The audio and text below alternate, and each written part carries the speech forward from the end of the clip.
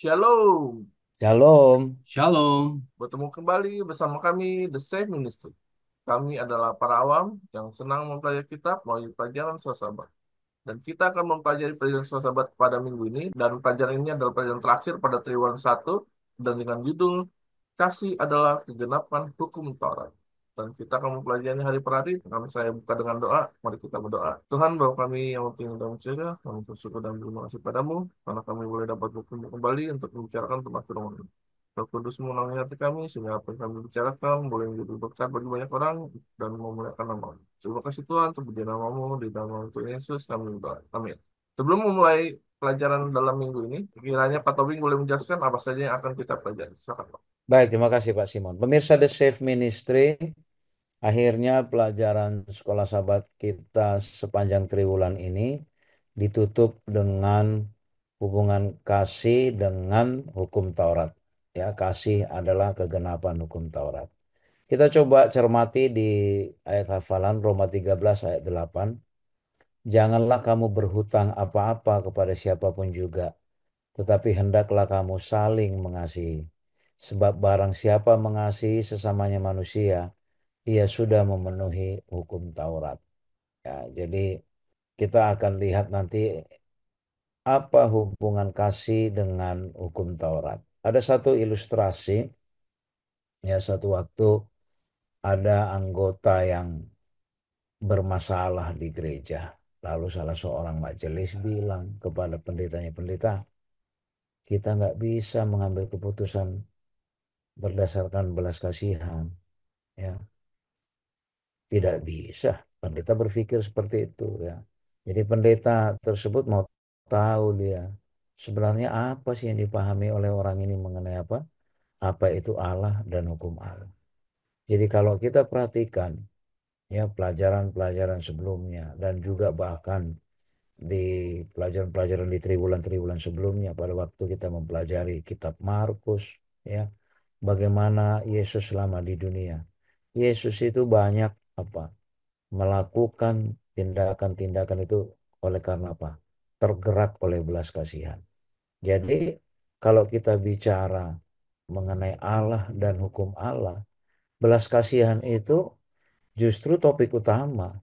Kalau kita bicara kasih Allah, itu itu justru bicara masalah belas kasihan. Kalau bukan karena belas kasihan Allah kepada kita, mana mau Allah sampai harus mengorbankan Yesus.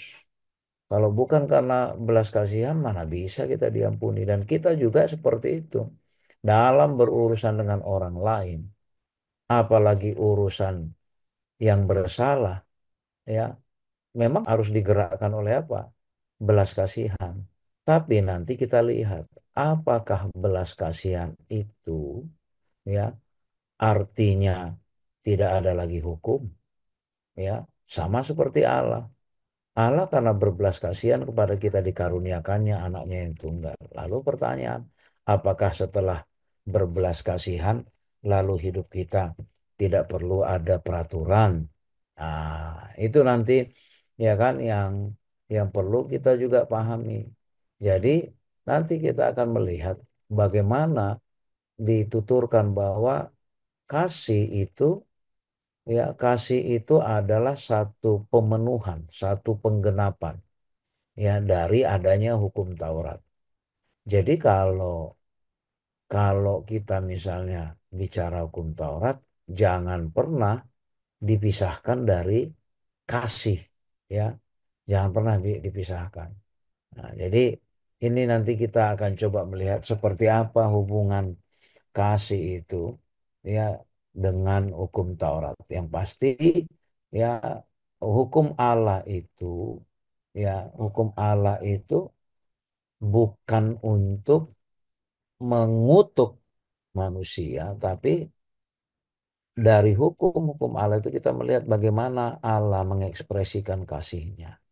Ya, nanti secara detail hari per hari kita akan lihat penjelasannya Pak Simon dan pemirsa The Save Ministry. Baik, terima kasih Pak Tobing. Kita akan melanjutkan pelajaran kita ke hari Minggu dengan topik hukum kasih. Dan kita akan lebih lanjut tentang hal ini oleh Pak Tobing. Silakan. Ketika bicara hukum Allah, apakah hukum Allah itu sesuatu yang abstrak, sesuatu yang ngambang, yang tidak bisa kita pahami? Kalau kita bicara hukum Allah, itu justru apa?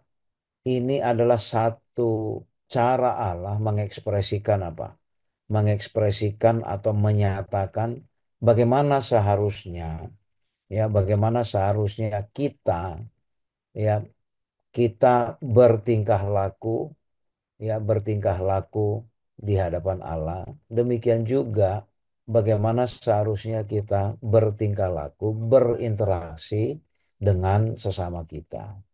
Di Alkitab kita disuguhkan ada yang disebut dengan 10 perintah Allah. Ya, kalau secara fisik 10 perintah Allah itu memang diberikan Tuhan kepada orang Israel melalui Musa di Gunung Sinai secara fisik. Tapi secara prinsip, ya, prinsip-prinsip dari 10 perintah Allah itu sudah ada sejak Allah menciptakan manusia di Taman Eden. Karena Allah juga mengatur, ya, bagaimana harusnya mereka bersikap kepada Allah dan juga kepada sesama manusia. Kalau kita perhatikan, ya, kalau kita perhatikan secara cermat di Keluaran 20 ayat 1 sampai 17. Inilah yang kita katakan tadi bahwa inilah secara fisik 10 perintah Allah itu dinyatakan secara tertulis. Dan kalau menurut Alkitab, jari Allah sendiri yang menulis di kedua loh batu itu. Nah, kalau kita lihat, kita cermati, 4 perintah pertama itu, ya, membantu kita bagaimana kita bersikap, ya, bagaimana kita bersikap dalam hubungan kita kepada Allah. 6 perintah yang terakhir membantu kita ini menjadi panduan bagi kita. Sekali lagi, ya, jadi 10 perintah Allah itu menjadi panduan bagi kita.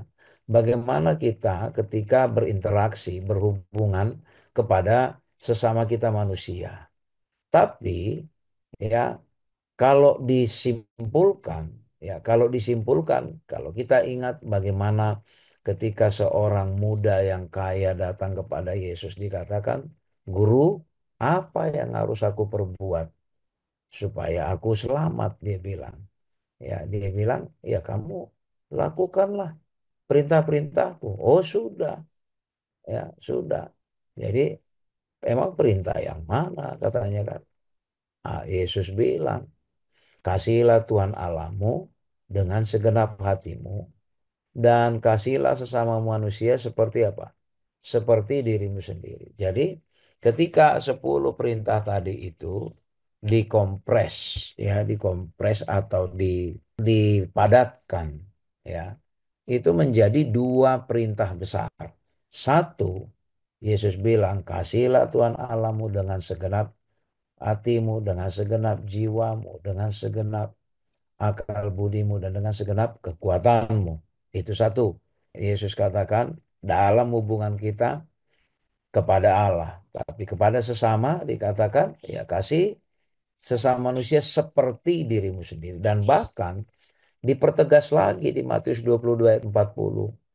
Pada kedua perintah inilah tergantung seluruh hukum Taurat dan kitab para nabi. Jadi, apa yang kita mau lihat?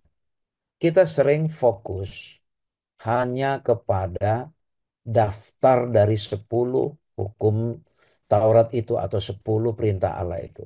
Tapi fokusnya adalah jangan lupa kesimpulan Yesus itu. Kasihilah Tuhan Allahmu dengan segenap hatimu. Lalu kasihilah sesama manusia. Apa maksudnya? Ada kadangkala banyak kita orang Kristen, ya, banyak kita orang Kristen berlomba-lomba menuruti hukum Taurat, ya, berlomba-lomba melakukan seperti yang ditulis hukum Taurat, tapi lupa pada esensinya. Esensi dari hukum Taurat itu adalah apa? Kasih. Ya, kasih. Jadi kalau kita lupa pada esensinya, ketika kita melakukan 10 hukum itu atau hukum Taurat itu, kita lupa bahwa kesimpulan dari hukum Taurat ini adalah kasih, maka apa? Apa yang terjadi kalau kita semua berlomba melakukan hukum Taurat tanpa mengetahui esensi aslinya yaitu kasih, maka kita akan melihat orang itu melanggar ini, orang itu melanggar itu. Orang itu si A melanggar hukum kesekian, si B melanggar hukum kesekian. Akhirnya apa? Kita fokus menghakimi orang lain. Kita fokus mencari kesalahan orang lain. Padahal Yesus bilang, ya, dua ya dua perintah besar yaitu kasih Allahmu, kasih sesama manusia. Jadi disimpulkan kita ya kalau kita melakukan hukum Taurat tidak berdasarkan kasih, maka apa yang kita lakukan itu tidak ada guna sama sekali. Maka dikatakan kasih Allah dan hukum itu tidak bisa dipisahkan. Ya, itu tidak bisa dipisahkan. Ya, kita sering dengar orang bilang apa? Oh, kita tidak perlu menaati hukum. Kita hanya perlu mengasihi Allah dan mengasihi sesama. Nggak bisa juga. Kalau kita mengasihi Allah, mengasihi sesama, dasarnya apa? Tentu dasarnya adalah ada rambu-rambu kan? Ya, ada rambu-rambu. Nah, jadi itu makanya dikatakan tidak bisa dipisahkan. Tapi yang jadi poin penting adalah banyak kita lupa kepada kesimpulan akhirnya. Kita hanya fokus, oh ini ada 10 butir perintah Allah. Bagaimana saya bisa melakukan itu? Bukan. Tapi paling penting adalah apa?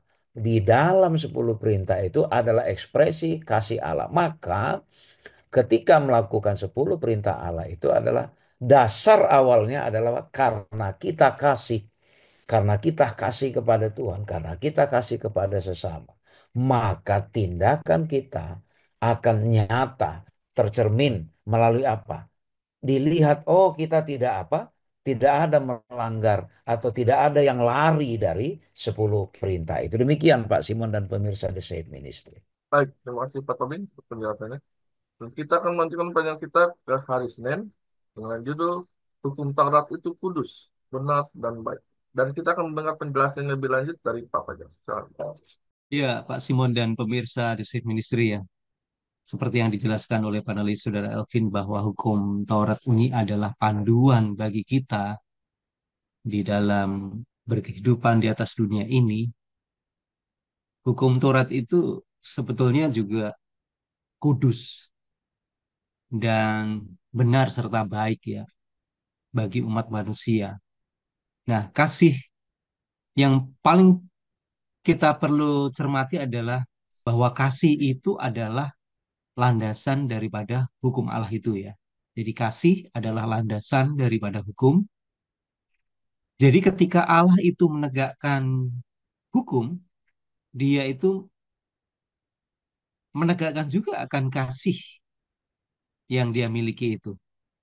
Inilah sebabnya mengapa Yesus itu mati untuk menyelamatkan orang-orang yang berdosa, agar dia dapat menegakkan hukum dan pada saat yang sama juga memberikan satu keadilan bagi setiap manusia, sekaligus membenarkan orang yang sudah melakukan dosa itu, melakukan dosa. Dan justru itulah menunjukkan bahwa dengan kasih yang diterapkan oleh Tuhan, itu menunjukkan ekspresi yang dia miliki ya. Selain daripada dia menegakkan akan hukum ini, bahwa orang yang sudah berdosa dia mendapatkan keadilan bahwa dia akan menerima hukuman. Namun, apabila orang itu memiliki satu iman dan dia percaya kepada Tuhan yang sudah mati bagi umat manusia dengan kasih karunia-Nya yang dia berikan, maka dia dapat membenarkan orang yang berdosa ini. Nah, sekarang orang yang berdosa ini memang dia sudah berada di bawah hukuman hukum Taurat ya, hukum Taurat. Namun dengan iman yang dia miliki, kemudian dia percaya kepada Tuhan, kemudian Tuhan itu sudah mati di atas kayu salib, kemudian dia memberikan kasih karunia-Nya dan dia memberikan baju kebenarannya, maka orang yang berdosa ini maka dibenarkan ya dengan kasih karunia, kasihnya yang begitu besar Tuhan bagi umat manusia. Nah, sekarang pertanyaan adalah gini, apakah dengan apa kematian Yesus di atas kayu salib ini membatalkan hukum Taurat? Ini kan pertanyaan bagus ya. Apakah dengan kematian Yesus itu membatalkan hukum Taurat? Sekali-sekali tidak. Yesus sendiri sudah menegaskan bahwa ketika dia datang itu justru menggenapi akan hukum Taurat itu, tapi tidak mengurangi bahwa hukum hukum Taurat itu sudah batal ya dengan kehadiran dia. Tidak, tapi justru meneguhkan ya, meneguhkan. Tadi ya dijelaskan bahwa 10 hukum Taurat itu adalah cerminan akan kasih dia. Dan kesimpulannya adalah kasih kepada Allah dan kasih kepada sesama manusia. Hukum yang pertama sampai dengan hukum yang keempat itu adalah cerminan bahwa kita itu mengasihi Tuhan Allah. Kemudian hukum yang kelima sampai hukum yang ke-10 itu adalah cerminan kita mengasihi kepada sesama manusia. Nah, di dalam Roma 7 ayat yang ke-7 sampai 12 di situ sangat sangat jelas sekali ya kaitannya antara kasih karunia dengan hukum Taurat itu sendiri. Mari kita coba membaca beberapa ayat. Roma 7 ayat 7 ya. Jika demikian, apakah yang hendak kita katakan? Apakah hukum Taurat itu dosa? Oh, sekali-sekali tidak. Sebaliknya, justru oleh hukum Taurat, aku mengenal dosa karena itu merupakan satu cerminan ya. Seperti cermin ya. Jadi ketika kita berdosa, kemudian kita berada di depan cermin, itu menunjukkan bahwa oh ya, kita sudah melakukan satu dosa. Kemudian, karena aku juga tidak tahu apakah itu keinginan kalau hukum Taurat itu tidak mengatakan jangan mengingini. Ayat yang ke-8. Tetapi dalam perintah itu, dosa mendapat kesempatan untuk membangkitkan di dalam diriku rupa-rupa keinginan, sebuah keinginan. Sebab tanpa hukum Taurat, dosa adalah mati. Dahulu aku hidup tanpa hukum Taurat, akan tetapi sesudah datang perintah itu, dosa mulai hidup. Setelah kita mengenal hukum Taurat itu, setelah kita tahu bahwa hukum-hukum, seseorang yang dulunya mungkin melakukan sesuatu pelanggaran, tapi dia tidak mengenal hukum Taurat, dia tidak tahu bahwa dia itu sudah melanggar akan hukum Taurat. Namun ketika dia membaca dan memahami bahwa ada satu hukum Taurat yang ditegakkan, kemudian dia melakukan perbuatan itu bertentangan dengan hukum Taurat, justru dia akan tahu, oh, bahwa apa yang saya lakukan ini ternyata salah di dalam hukum Taurat. Sehingga di ayat yang ke-8 ini, dulunya kita tidak tahu, sekarang kita tahu bahwa apa yang kita lakukan itu adalah dosa. Kemudian ayat yang ke-9, dahulu aku hidup tanpa hukum Taurat, akan tetapi sesudah datang perintah itu, dosa mulai hidup. Artinya bahwa setelah kita mengenal hukum Taurat, kita itu sudah tahu bahwa itu adalah pelanggaran pelanggaran akan hukum Taurat. Berarti ada dosa yang hidup ya. Ayat yang ke-10, sebaliknya, ketika aku mati dan perintah yang seharusnya membawa kepada hidup ternyata bagiku justru membawa kepada kematian. Sebab dalam perintah itu, dosa mendapatkan kesempatan untuk menipu aku dan oleh perintah itu ia membunuh aku. Jadi ini kesimpulan yang ayat yang ke-12. Jadi hukum Taurat itu adalah kudus. Dan perintah itu adalah kudus, benar, dan baik. Kalau hukum Taurat itu adalah kudus, benar, dan baik, itu sebetulnya adalah kasih itu adalah benar, benar, dan baik, serta kudus juga. Jadi hukum Taurat itu adalah sama ya dengan hukum kasih itu sendiri. Demikian Pak Simon dan pemirsa The State Ministry. Baik, terima kasih Pak Fajar untuk penjelasannya. Dan kita akan melanjutkan perjalanan kita ke hari Selasa dengan judul Hukum dan Kasih Karunia. Dan kita akan mendengar penjelasannya dari Pastor Desis. Baik, pemirsa The Safe Ministry tadi semakin diperjelas lagi oleh panelis Saudara Fajar, ya seperti apa hukum Taurat itu kudus, benar dan baik. Itu kitab suci sendiri yang mengatakan. Nah, sekarang kita melihat hubungannya dengan kasih karunia, ya, dengan kasih karunia. Kita samakan dulu pengertian dan tentu kita sudah sama-sama tahu ya, hanya untuk mengulang saja. Apa itu kasih karunia? Itulah pemberian Allah yang terbesar kepada kita, ya. Pemberian Allah yang terbesar kepada kita itu apa? Yaitu diserahkannya anaknya yang tunggal, yaitu Yesus mati bagi kita yang seharusnya kita itu sudah terhukum mati, Pak Simon dan pemirsa The Same Ministry. Tapi diberikanlah kasih karunia itu, yaitu Yesus. Ya, artinya tadi Saudara Fajar katakan, hukum Taurat itu kan ibarat cermin. Ketika kita bercermin, Ya, ketika kita bercermin, ini jatah kita jatah mati semua. Karena apa? Ya, kita pelanggaran semua isinya di dalam hidup kita ini. Ya, apalagi kita sudah jatuh ke dalam dosa. Ketika kita bercermin, disitulah kita menyadari ya perlunya apa? Kasih karunia itu. Ya, perlunya penebus. Karena apa? Karena kita tahu bahwa kita sudah berdosa. Dari mana kita tahu kita sudah berdosa? Dari cermin tadi itu, gitu ya. Dari cermin tadi itu, cermin tadi itulah panduannya. Ketika kita tidak punya cermin, tidak punya panduan, bagaimana kita tahu kita berdosa?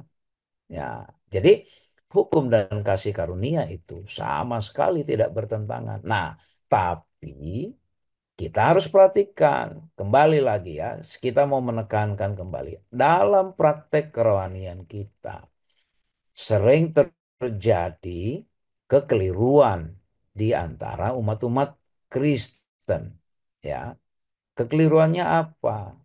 Banyak kita yang berusaha berlomba-lomba, sungguh-sungguh bagaimana supaya kita bisa menuruti hukum Taurat. Ya, lalu kita merasa ada yang mungkin, aduh Tuhan, saya frustrasi ini, saya nggak bisa ini melakukan hukum Taurat. Memang nggak akan pernah bisa kalau kita beranggapan bahwa dengan hukum Taurat saya akan selamat, saya takut dihukum ini. Ya, supaya saya selamat maka saya bertindaklah sesuai hukum Taurat. Nah, kalau kita berpikir seperti itu kekeliruan. Kita menjadi tidak menempatkan kasih karunia sebagai apa? Sebagai jalan utama keselamatan. Jalan utama keselamatan itu kasih karunia, yaitu Yesus itu.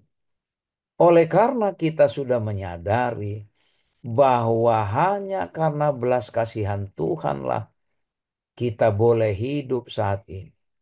Kalaupun kita nanti diizinkan ke sorga, itu pun hanya oleh karena belas kasihan Tuhan.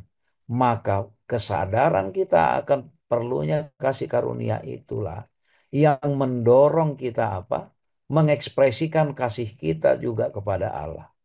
Bagaimana kita mengekspresikan kasih kita kepada Allah? Tentu diawali juga ya bagaimana kita mengasihi kepada sesama kita. Nah, panduan dalam ekspresi kita mengasihi kepada Allah dan mengasihi kepada sesama itu, disitulah kita dapati peran hukum Taurat. Jadi hukum Taurat tidak berfungsi untuk menyelamatkan kita, ya, tidak berfungsi. Di pelajaran kita ini juga jelas dikatakan kita tidak dapat menyelamatkan diri kita sendiri dengan menaati hukum. Sekali lagi ini. Ya, jadi jangan menempatkan hukum Taurat menjadi yang tertinggi di atas semuanya. Itu proses berikut. Proses awalnya adalah ada belas kasihan Allah, yaitu kasih karunia, ya, kasih karunia. Kita diselamatkan oleh kasih karunia. Lalu sebagai bukti bahwa kita sudah diselamatkan, ya sebagai bukti ini, sebagai bukti, sebagai ekspresi bahwa kita diselamatkan, kita kita juga apa? Kita akan menyatakan kasih kita itu kepada Allah dan kasih kita itu kepada sesama. Jadi bukan jangan dibuat ini seolah-olah bertentangan atau jangan juga dibuat saya cukup yang satu saja, tidak. Kasih karunia, ya, grace, grasi kalau dalam bahasa Indonesia. Sebagai contoh misalnya Saudara Fajar ini sudah ditentukan oleh pemerintah misalnya harusnya dihukum mati. Lalu ya, lalu Saudara Fajar datang memohon kepada Presiden Republik Indonesia. Mohonlah saya dikasih apa? Dikasih ampun, janganlah saya dihukum mati. Lalu Presiden kasih kesempatan, ya oke, Saudara Fajar, kamu tidak jadi saya hukum mati. Ya, lalu senang Saudara Fajar. Lalu kemudian apakah setelah Saudara Fajar mendapatkan gerasi, lalu Saudara Fajar sesuka hatinya bertindak di negara ini? Oh ya enggak. Bukti, ya bukti bahwa Saudara Fajar menyambut gerasi dari pemerintah tadi itu. Dia akan sangat jaga kehormatan pemerintah yang sudah memberikan gerasi itu. Ya, dia akan sangat jaga. Dia tidak mau lagi membunuh, mencuri, dia nggak mau lagi memaki-maki sembarangan kepada pemerintahnya. Nah, itulah kira-kira analogi atau ilustrasinya. Jadi sekali lagi pemirsa The Safe Ministry, jangan kita membuat seolah-olah kasih karunia dan hukum ini menjadi dua hal yang tidak berhubungan dan dua hal yang bertentangan. Tidak. Keduanya ini tidak bisa dipisahkan. Tapi prosesnya adalah kita diselamatkan karena kasih karunia. Lalu sebagai orang yang sudah diselamatkan, maka kita tidak mau lagi menginjak-injak, bertindak sekena hati kita, bertindak sesuka hati. Kita mau ngapain? Kan saya sudah diselamatkan, lalu sekarang saya sesuka hati, bebas lah mau ngapain aja. Toh saya sudah diselamatkan. Tidak seperti itu. Bukti karena kita sudah dikasih kesempatan untuk selamat, kita jaga martabat kehormatan Allah yang memberikan kasih karunia itu, walaupun dalam konteks kepatuhan, dalam konteks menaati, kita tidak pernah sanggup menaati hukum-hukum Allah jika oleh karena apa? Karena usaha kita. Tapi semua itu lagi kembali lagi oleh karena belas kasihan. Itu makanya ketika seseorang berkaca di depan hukum Taurat, biarlah dia berkesimpulan, biarlah dia tetap apa? Menyatakan, ya Tuhan, saya harus kembali lagi kepada Allah sebagai penebus kami. Tapi kalau seseorang berkaca di depan hukum Taurat, ya Tuhan, saya sudah lakukan ini, saya sudah lakukan ini. Lalu mulai nuding-nuding orang lain yang belum melakukan ini, yang bersalah terhadap hukum kesekian, yang bersalah terhadap hukum kesekian, itu adalah kekeliruan. Berarti kita tidak memahami bahwa adanya hukum itu adalah karena adanya kasih Allah. Demikian pemirsa The Safe Ministry. Baik, terima kasih Pak Tommy untuk penjelasannya. Dan kita akan melanjutkan tema kita ke hari Rabu dengan judul Kasih adalah kegenapan hukum Taurat. Mari kita dengarkan penjelasan lebih lanjut dari Pak Tejo. Iya, Pak Simon dan pemirsa The Safe Ministry. Semakin menarik kita membahas tentang hubungan hukum Taurat dan kasih, keadilan ya. Kasih Allah dan keadilan Allah itu sendiri. Nah, sekarang kita coba bahas lebih dalam lagi bahwa kasih ini sebetulnya kegenapan dari hukum Taurat ya. Apabila orang sudah memenuhi akan ya mengasihi kepada sesama manusia, terlebih juga mengasihi kepada Tuhan ya, itulah yang apa menjadi satu rangkuman dari hukum Taurat bahwa dia sudah memenuhi akan kegenapan hukum Taurat itu sendiri. Jadi hubungan antara kasih dan hukum itu kita tidak dapat dilebih-lebihkan ya. Memang kalau menurut menurut kitab suci mengasihi adalah memenuhi hukum Taurat itu sendiri. Nah, Paulus mengajarkan dengan jelas bahwa kasih itu adalah kegenapan akan hukum Taurat itu sendiri. Kasihlah sesamamu seperti dirimu sendiri, kemudian kasihlah Tuhan Allahmu seperti halnya kamu juga mengasihi kepada sesama manusia. Dan itu sudah memenuhi akan hukum Taurat. Nah, di dalam Galatia 5 ayat 14, Paulus sendiri sudah menegaskan bahwa seluruh hukum Taurat itu tercakup dalam satu firman, yaitu kasihilah sesama manusia seperti dirimu sendiri. Nah, sekarang pertanyaan adalah kasih seperti apa yang mengenapi hukum Taurat itu ya? Itu yang perlu kita akan tahu ya, kasih seperti apa yang untuk memenuhi hukum Taurat. Kalau kita terpikir terus ya untuk memenuhi melakukan apa yang memang mesti harus kita lakukan ya, seperti halnya contohnya ada satu hukum yang menyatakan jangan mencuri terus kita tidak berusaha untuk tidak mencuri. Kemudian ada satu hukum tentang jangan berzina, kita juga berusaha untuk supaya tidak berzina. Itu seakan-akan jadi satu beban buat kita. Tetapi dari hal kita mengasihi kepada sesama manusia, kita tidak akan mungkin melakukan itu. Jadi dasarnya adalah karena kita saling mengasihi kepada sesama manusia, ada termaktub di dalam hati kita, tentunya kita juga tidak akan berani untuk melakukan tindakan itu, mencuri, kemudian membunuh, kemudian berdusta ya, bahkan mengingini barang orang lain. Karena pada dasarnya adalah kita sudah terlebih dahulu mengasihi kepada sesama manusia. Bukan berarti kita tidak tidak berusaha untuk tidak mencuri, berusaha untuk tidak membunuh, itu lain hal. Tetapi yang paling utama adalah ketika kita menanamkan dalam diri kita, oleh karena kita sudah diselamatkan oleh kasih karunia Tuhan, ekspresi rasa kasih cinta kita kepada kepada Tuhan yang ada di surga, yaitu dengan mengasihi kepada sesama manusia. Nah, dengan dasar sesama manusia, kita tidak akan melakukan banyak perbuatan dosa. Seperti halnya mungkin mengingini barang orang lain, kemudian melakukan perbuatan zina. Karena apa? Dasarnya kita sudah mengasihi sesama manusia. Karena apa? Kita sadar bahwa kita harusnya jatahnya itu ada berdosa, kemudian kita sudah diselamatkan oleh Tuhan, ya. Kemudian kita juga juga hukum yang paling utama adalah kita juga mengasihi Tuhan Allah Allah kita, ya, seperti halnya kita juga mengasihi kepada sesama manusia. Nah, ada satu contoh di sini, ya. Bagaimana tentang tentang hari Sabat? Hari Sabat, ya. Hari Sabat itu tercantum di dalam hukum yang keempat, ya. Nah, dasar daripada hukum Sabat itu dicantumkan di dalam apa? Di dalam hukum Taurat itu ketika bangsa Israel itu dilepaskan dari perbudakan. Jadi mereka dikeluarkan dari perbudakan dari Mesir.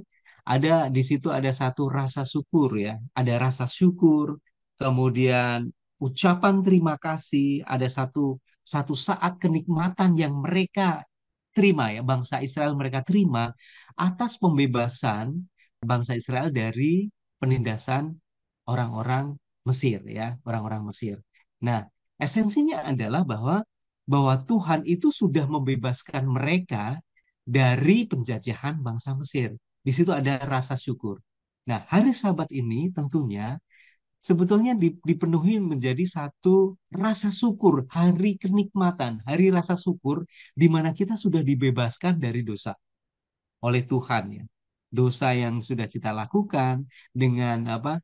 Dengan hari Sabat ini kita sebagai umat Tuhan itu merasakan bahwa mengingatkan bahwa kita itu sudah dibebaskan dari dosa, yaitu dengan kematian Yesus di atas kayu salib. Oleh karena itu, pada hari Sabat ini tentunya menjadi satu hari kenikmatan, penuh menjadi hari sukacita, bukan menjadi beban, ya, karena kita harus melakukan hukum Taurat, terus kita menguduskan dan menyucikan hari Sabat. Tidak seperti itu. Jadi bayangan kita itu, oleh karena kita sudah diselamatkan oleh Tuhan, menjadi satu hari kenikmatan, hari Sabat ini menjadi hari yang penuh dengan ucapan syukur, ya.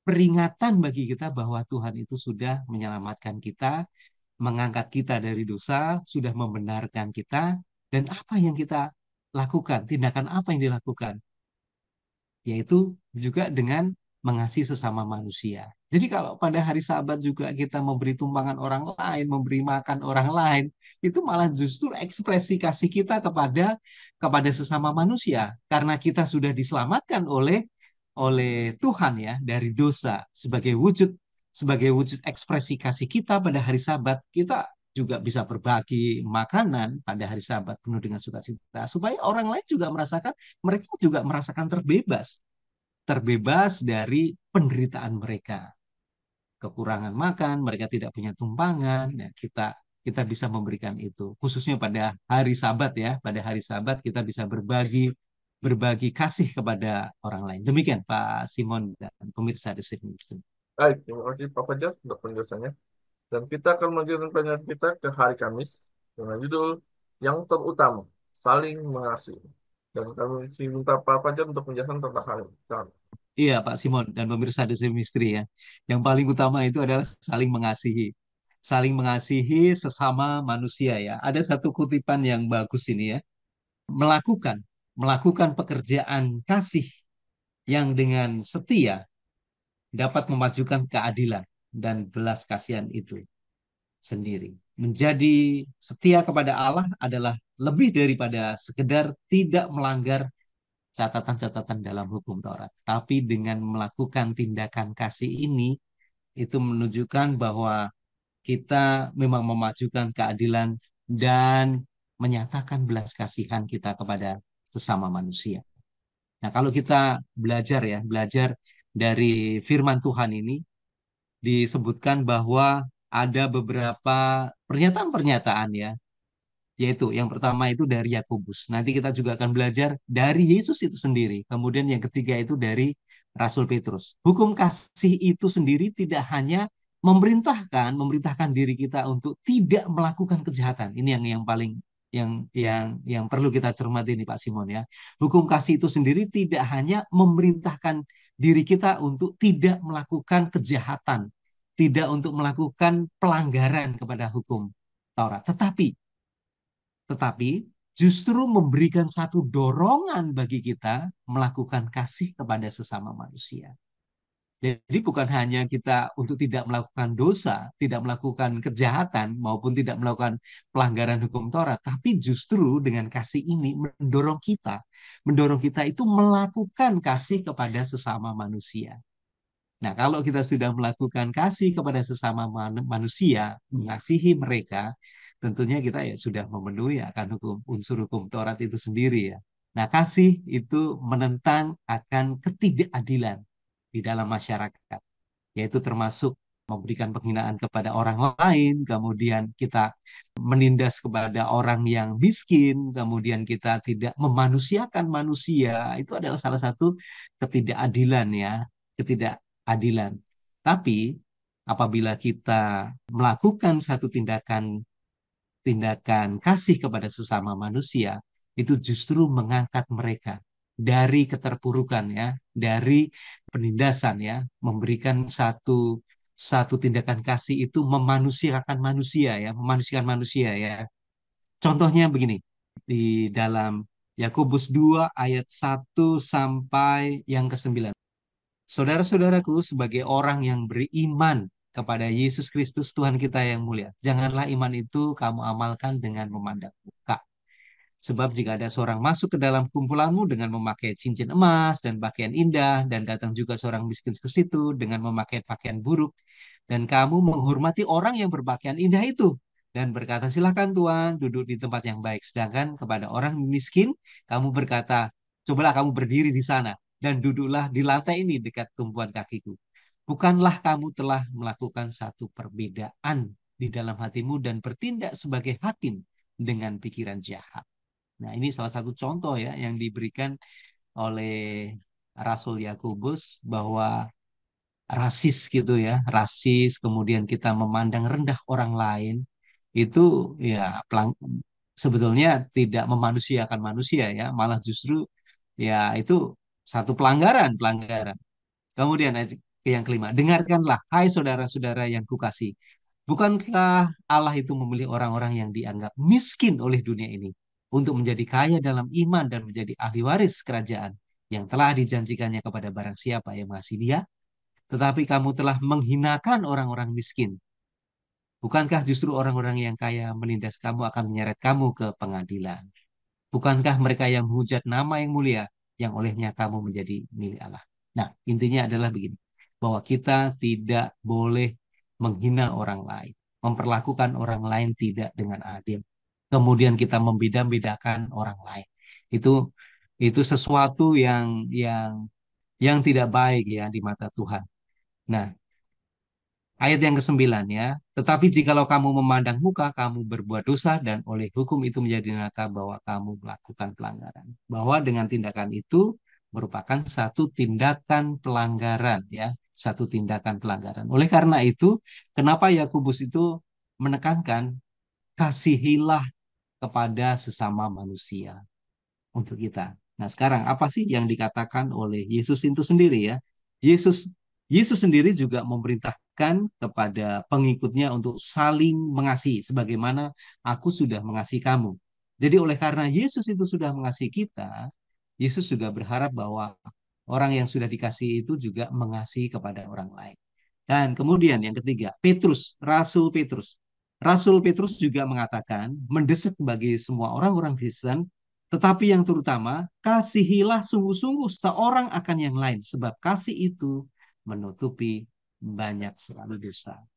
Kalau kita lihat bahwa Rasul Yakobus, Rasul Petrus, kemudian Yesus itu sendiri memberikan satu penekanan, dorongan bagi kita untuk saling mengasihi satu sama lain, itu artinya bahwa kasih kepada sesama manusia itu menjadi satu kasih yang paling terutama ya. Dan yang perlu kita hormati adalah dengan kita mengasihi, bukti sebagai bahwa kita mengasihi Tuhan Allah kita, itu adalah kita mengasihi kepada sesama manusia. Artinya kalau kita mengaku bahwa kita mengasihi Tuhan, tapi kita tidak mengasihi sesama manusia, itu justru dipertanyakan akan kasih dia kepada Allah. Justru ketika kita mengaku bahwa kita mengasihi Allah, harusnya kita mendorong kita untuk melakukan kasih itu kepada sesama manusia. Demikian Pak Simon dan pemirsa The Safe Ministry. Baik, terima kasih Pak Fajar untuk penjelasannya. Tidak terasa kita akan mengakhiri pelajaran kita pada minggu ini, dan kami minta Pak Tobi untuk melangsungkan apa saja yang telah kita pelajari. Silakan.